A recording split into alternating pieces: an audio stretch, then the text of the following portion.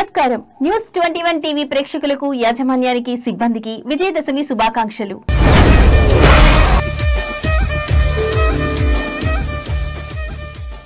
దసరా నవరాత్రులు చెడుపై మంచి సాధించిన విజయాన్ని సూచించే పండగ. ఈ 9 రోజులు దుర్గాదేవి 9 రూపాలైన నవదుర్గలను పూజిస్తారు. చివరి రోజున రావణుడిపై రాముడి విజయాన్ని, మహిషాసురుడిపై దుర్గాదేవి విజయాన్ని గుర్తు చేసుకుని దసరా పండుగను జరుపుకుంటారు. దసరా నవరాత్రి ఉత్సవాలు కొనసాగుతున్నాయి. అశ్వయుజ మాసం పాడ్యమి నుంచి 9 రోజుల పాటు దుర్గాదేవిని 9 రూపాల్లో పూజిస్తారు. 9 రూపాల్లో అమ్మవారిని ఎలా పూజించాలి? శారదీయ నవరాత్రి ఉత్సవాల్లో అమ్మవారి ప్రత్యేకత ఏంటి? దుర్గాదేవి 9 దివ్య రూపాల గురించి ఈ స్టోరీలో తెలుసుకుందాం. ఆశ్వీజ మాసంలో జరిగే శారదా నవరాత్రి ఉత్సవాల్లో దుర్గాదేవిని పూజిస్తారు. అమ్మవారిని 9 రూపాల్లో ఆవాహన చేసి పూజిస్తారు. ఇలా పూజించడం వల్ల ధైర్యం, శక్తి లభిస్తాయని పండితులు చెప్తున్నారు.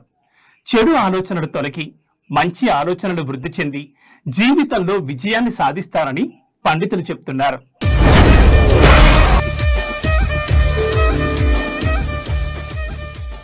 నవరాత్రి ఉత్సవాలు శైలపుత్రీదేవి ఆరాధనతో ప్రారంభమవుతాయి.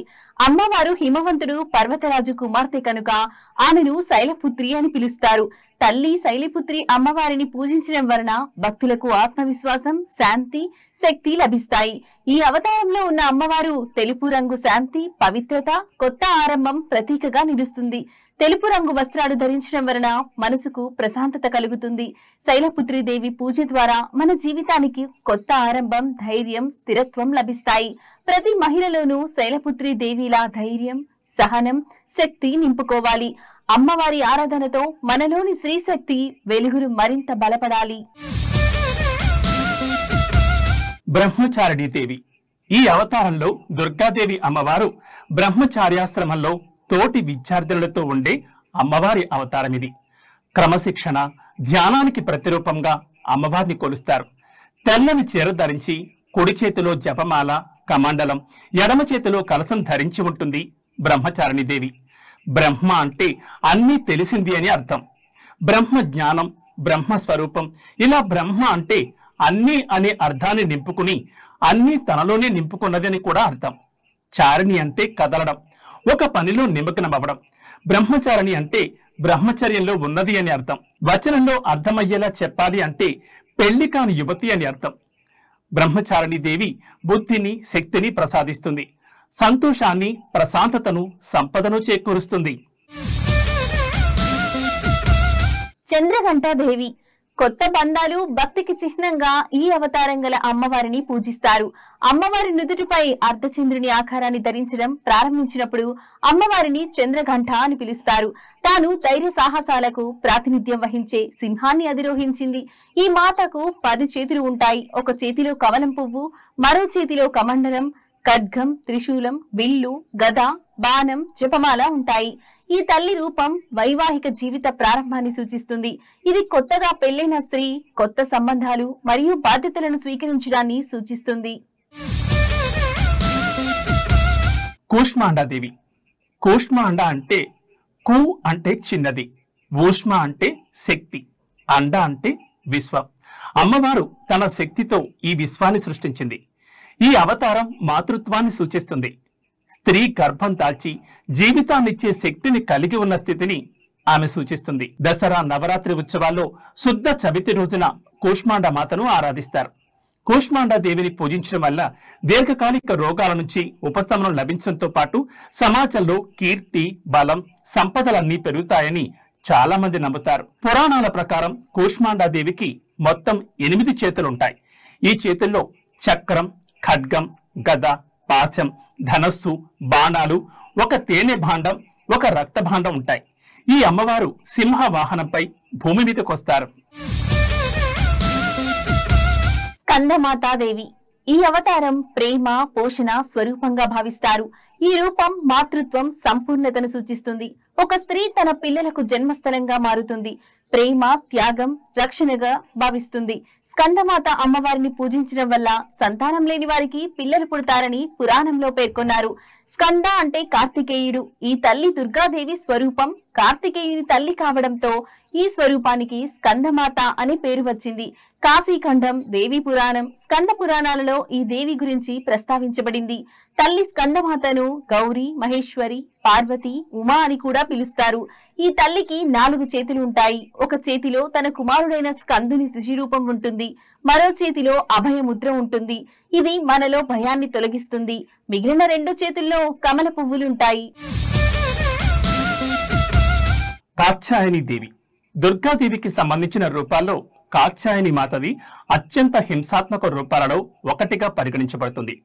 కాత్యాయని మాత గురు గ్రహాన్ని పరిపాలిస్తుంది. గురువు గ్రహాన్ని తెలివితేటలకు, ప్రశాంతతకు ప్రతీకగా భావిస్తారు. అందుకే కాత్యాయని దేవిని పూజించే వారికి ప్రతికూల శక్తులన్నీ తొలగిపోతాయని, సకల జన్మల పాపాల నుంచి విముక్తి లభిస్తుందని పండితులు చెప్తారు. మరీ ముఖ్యంగా నవరాత్రుల్లో పెళ్లి కాని కన్యలు తమకు నచ్చిన భర్తను పొందడం కోసం కాత్యాయని మాతను పూజిస్తారు. ఈ పవిత్రమైన రోజున ఉపవాసం, ఆచారం పాటిస్తారు. మహిషాసురుడు అనే రాక్షసుణ్ణి కాత్యాయని అమ్మవారే వధించారు. అందుకే ఈ అమ్మవారిని మహిషాసుర మర్దిని అని పిలుస్తారు. ఈ తల్లి సింహంపై స్వారీ చేస్తుంది. కాత్యాయని దేవి అంటే దుష్టశక్తులను నాశనం చేసే తల్లి అని చాలా మంది నమ్ముతారు.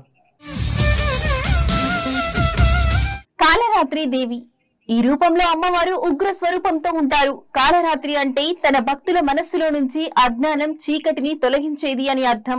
ఆమె భయంకరమైన రూపాన్ని కలిగి ఉన్నప్పటికీ ఎల్లప్పుడూ శుభాన్ని తెస్తుంది. అందుకే ఆమెను శుభంకరి అని కూడా పిలుస్తారు.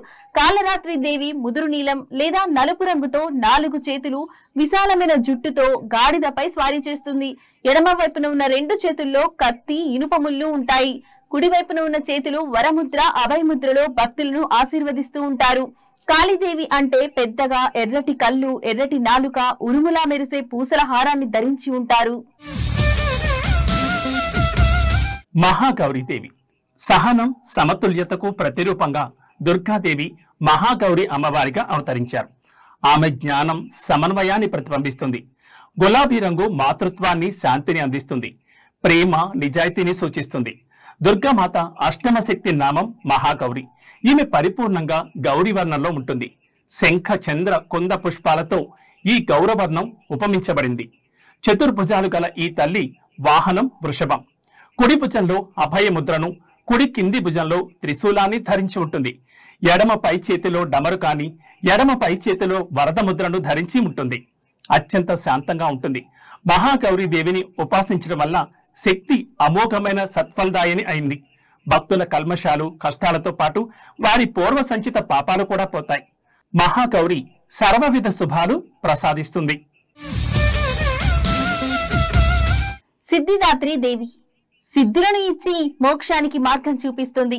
సిద్ధిదాత్రి అంటే మనకు శక్తి ఇచ్చేది. ఈ రూపంలో ఆమెను భక్తి శ్రద్ధలతో కొలుస్తారు. ఈ తల్లి తన భక్తుల జీవితంలో నెలకొన్న చీకటిని తొలగించి వెలుగును ప్రసాదిస్తుందని నమ్ముతారు. సర్వవిధ సిద్ధులను ప్రసాదించు తల్లి కనుక సిద్ధిదాత్రి. పరమేశ్వరుడు సర్వ సిద్ధులను ఈ దేవి కృప వలనే పొందాడని దేవి పురాణంలో పండితులు చెప్పారు.